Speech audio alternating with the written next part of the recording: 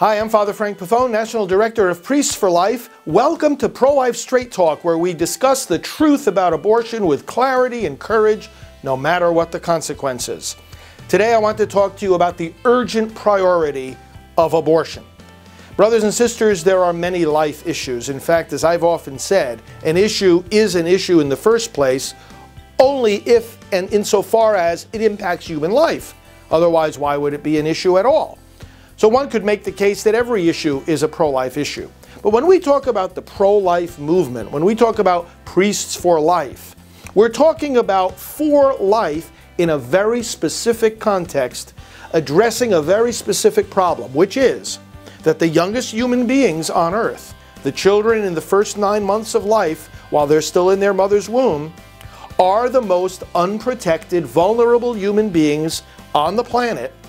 They are the weakest members and the most defenseless of our human family, and they do not have legal protection. We need to restore that legal protection and end the violence of abortion. That's the goal of this movement. There are many other movements for human rights and dignity, to raise up the poor, to help the immigrants, to help the homeless, to save those on death row, to tend to the sick and the dying, and on and on and on we can go. These are all life issues. And you know what? Each and every one of those issues, each and every one of those movements deserves a whole army of people who devote themselves concretely, specifically, and exclusively to those concerns. Because any one of these problems requires the full-time commitment of many professionals and many people in order to solve those problems. This is not something we can do on the side or as a hobby. So, brothers and sisters, what I'm saying is this. So it is true for the unborn, so it is true for the end of abortion. This issue, this problem, this tragedy deserves the full-time commitment of a whole army of people. And that's the commitment I have made in my own life and in my own priesthood. And that's the commitment that so many of you and so many others have made. Because they felt, they discerned, they heard the call of conscience to devote themselves entirely to the defense of their youngest brothers and sisters. And this is a call that I want to renew to you and to everyone listening to this video. There are many, many people that God is calling to devote themselves full-time to the protection of their youngest brothers and sisters. And they have not yet said yes to that call. And I pray that my voice will help those who are called to say yes. Now, our church makes clear the reasons why abortion is the priority concern among all moral issues. Pope Francis, for example, wrote a beautiful apostolic exhortation called The Joy of the Gospel. And in paragraph 213 of that document, he writes the following words: "Among the vulnerable for whom the Church wishes to care with particular love and concern are unborn children, the most defenseless and innocent among us."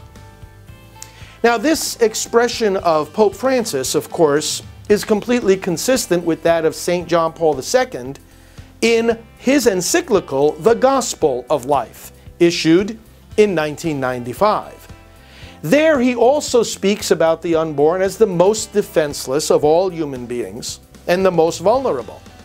And then he says, protecting them is a matter of particular urgency for a number of other reasons, among which are, first of all, violence against innocent people is bad enough in and of itself, even when the law recognizes it as a crime and punishes it and tries to stop it. But this evil takes on an even deeper character of evil because so many governments proclaim it as a right and enshrine in law, quote-unquote law, an act of violence, which of course means it's no law at all and doesn't deserve our respect or obedience. So the fact that governments turn a crime into a right makes the abortion problem even worse. And then on top of that, St. John Paul II points out, this is an act of violence committed within the family. Parents killing their children The family is meant to be the place of most protection and welcome. That is the sanctuary of life, as the church refers to it.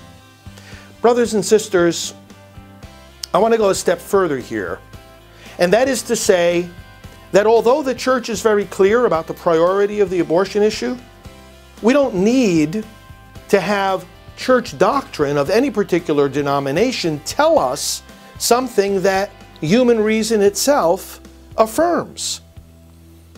We know that the teachings of the faith reinforce so many of the things we know from human reason, like the existence of God, for instance. But the point is, we can learn from human reason. We can look just at the facts and realize that abortion is the biggest problem we have.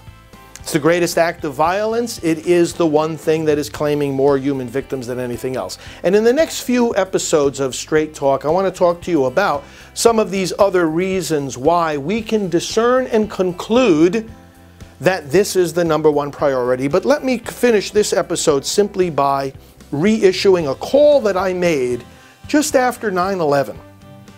In the year 2001, after our nation was attacked so viciously by terrorists, and so many people did a lot of soul-searching, returning to God, returning to patriotism, returning to the question of how can I make this world better?